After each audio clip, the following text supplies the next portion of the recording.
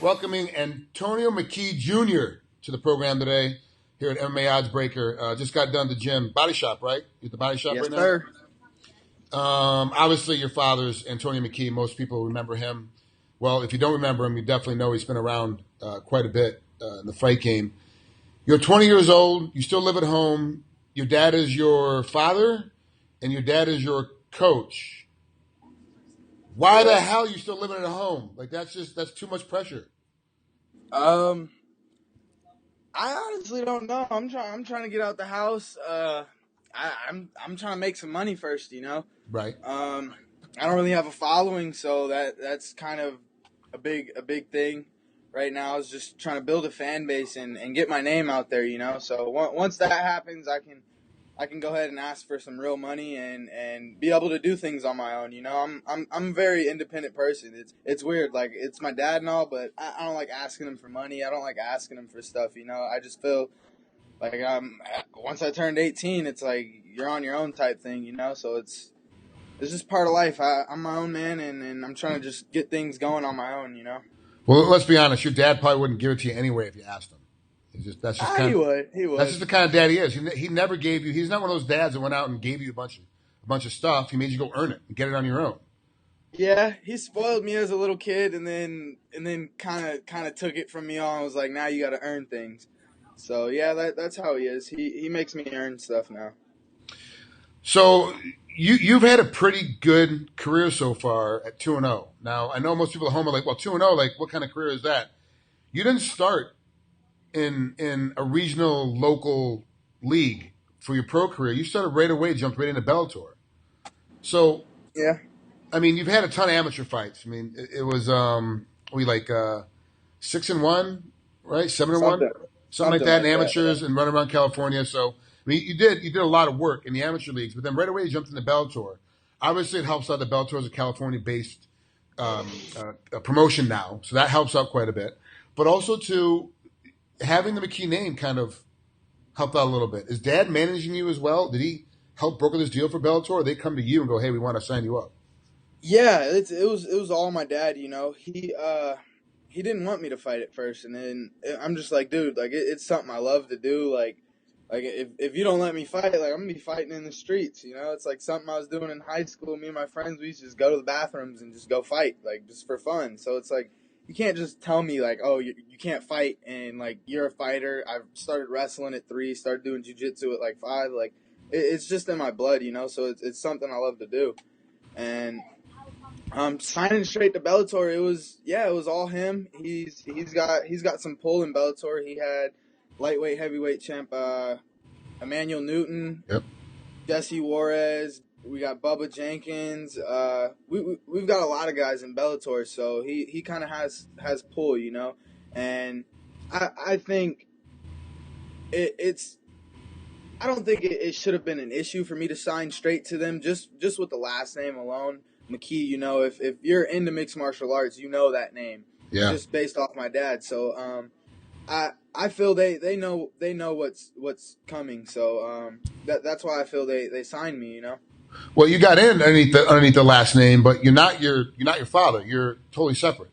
So now, True. how difficult is it to break away from that? Because like, you know, Ryan Couture, who's also in Bellator, has the same issue. He's got his old man as Randy Couture. Now you got to kind of separate out. Like, yeah, he got me here, but now I'm developing my own style, my own name. Has it been difficult to kind of break away from your dad's shadow? No, I use it as motivation. You know, I feel if anybody's taking a fight against me, they know what they're up against. So I feel that they feel that they have something they can bring to the table to beat me, and that honestly puts fear in me. So it just drives me to work harder and just keep pushing myself to the limit. Well, you're fighting up here in San Jose State University, come up here in Bellator 147. John Donaldson, like, obviously, I know your old man. He's a tape watcher. He puts together really good game plans. He understands the fight game from the inside of it, you know, so it's not like you have a coach that's never really been in there. Like, he's been in there deep and hard, and he understands deep rounds and how things go. So Donaldson is 1-0. You're 2-0 pro. What's this fight going to be like since both of you are so new at the pro game? But what's this fight? How's this fight going to go down? For me, I'm looking to finish everybody they put in front of me until I'm fighting top 10 guys, you know. And even when I'm fighting top 10 guys, I'm still looking to finish. I just feel when I'm in there, I'm in that, I call the cage my playpen. I'm in there playing around, you know. It's fun and games for me. I trust in the work ethic that my dad puts into me and that I put into myself, you know. Just through the camps and whatnot, just training with my teammates that they prepare me for war, and the fight's the easy part, you know. I just go in there, relax, and have fun. A lot of guys, they take it serious when they go in there, and it's just all fight, fight, fight. Like I got to be serious. Like, no, dude. Like, it's something you do for a lifestyle. You know, you're supposed to have fun doing what you do. So for me, that's just a big part. You know, I love doing what I do, and I just go in there and have fun and try to put on a show for the people. So, for the folks at home that don't know, his first fight for Bellator was April 2015, wins by rear naked choke. Second fight's August of 2015, wins by KO. This will be your third fight in 2015. Is 3 times a year the amount that you want to fight, or do you want to fight more? Dude, I want to fight every week if it was up to me. You know, if I'm not hurt, I'm not injured, I don't have any scratches or bruises, I want to get back in there. You know, I want to build a record. I told my dad by the end of next year I want that belt around my waist. So I told him I'm going to dedicate a full year of hard work, and by then I want that belt. So I feel I just want to fight. You know, at least once every 2 months, not too much. Once every month, 2 months, depending on the fight, who I'm fighting, and how the fight goes. But if I'm having first round finishes, you know, and I'm not even getting hit, I don't feel I should have to take a 4 month break in between a fight. You know, it's because I'm still gonna be in the gym and I'm still gonna be working like I have a fight coming up. So if for me, I love fighting. I want to fight every month, but it's up to Bellator. Is Donaldson a guy that's going to be able to, that it's a fight? Is he just another stepping stone? Is this a fight you're really getting up for? Like, you like, this is a guy that I can make a mark with in Bellator, and they'll start noticing me a little bit more. I feel that way about every fight. You know, I'm gonna go out there and just try to annihilate everybody they put in front of me, and until they give me the recognition I feel that I deserve. You know, and I understand I don't have a record and whatnot, and I mean it's part of the game. You know, you got to start somewhere. So this is a start, and if I'm finishing everybody they put in front of me first round, not even I don't even think I've been into a 3 minute mark into a fight yet. So it's like if I'm finishing everybody you're putting in front of me, and I'm still in the show, and your main card is boring, and I'm out here knocking people out, choking people out, I feel no matter what my record is, I should be on that main card. You know, Mm-hmm. especially if they're saying I don't have a following. If I don't have a following, I mean, what's the best way to get a following than to put me on the main card and let me go out there and perform the way I do and entertain the people. You know, a lot of people are like, oh well, it's just a different type of pressure when you're on that main card.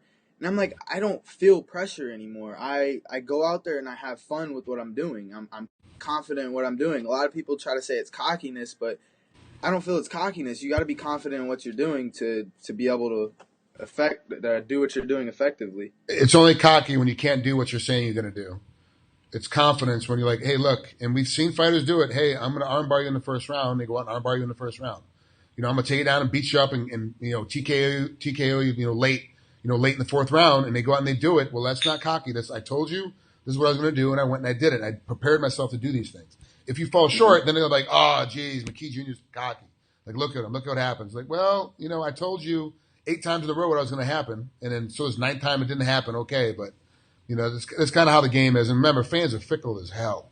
Like, they're just fans. Just like this week they're in love with you, and next week they want to hang you from a tree. Like, it's Yeah. amazing how bad it is. Like, the fans are really have an opinion, but they're the greatest fans in the world because they do get polarized so quickly. MMA fans are amazing because they're like, they'll jump on not I don't want to say a bandwagon, but they'll jump on a fighter after one fight. Like, wow, did you see that guy knock that guy out? Now Yeah. they're a fan of yours, and that's all you got to do is finish a fight, and they're gonna love what you do and love how you do it. Exactly. So it's Tuesday today. What's gonna be the rest of the week for you? What's gonna be like the rest of the week? Get ready. Just light work. I'm ready. I could fight tomorrow if they ask me to. You know, I like to stay around weight. I walk around probably about 160, 165 is the heaviest. So just Okay. cruising. I'm about 55. I get back into shape. I'll come out of practice about 52, 5, 6 pounds over. So I like to stay around weight and just Good. always be prepared and ready. That's smart. That's smart. I actually was just talking to a couple other athletes that were having weight issues, and they're like, and that's the first thing that they said after years of being in the sport is like, I got to get my weight down to where I'm just walking around pretty close to weight. So if they call me last minute, I can go in and make the jump. Like I'm close to weight. Like being 30, 40 pounds over every time and then starting training camp is not smart. Being 10, 15 pounds over, that's the smart way to do it. So I like that attitude. So. All right, man. Thanks so much. Have fun this weekend. I'm definitely Thank be at you. home watching it, man. It's great to finally interview you, and I can't wait to talk to you again. Thanks for having me. Take care, bro. All right, you too.